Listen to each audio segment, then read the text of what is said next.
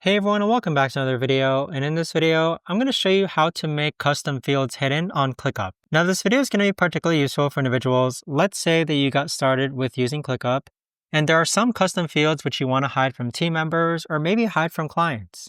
How do you actually go ahead about doing so? Now this video is going to be short, sweet, and simple, guys. There's not going to be a lot of steps involved. So if we click onto a task here, and then scroll down to where it says custom fields, click on the pencil icon of a custom field, then click on Advanced Settings. Now, when you scroll down, you have a permission section here. And just as a disclaimer, if you click on the permissions section, you are going to be required to upgrade in order to hide custom fields. You do need to upgrade to a business plan, which is $19 per month.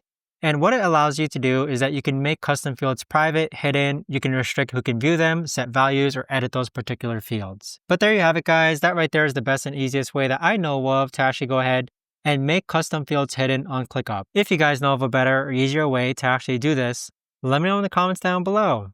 I would love to know. Thanks so much for watching, everyone, and I'll see you guys all in the next video.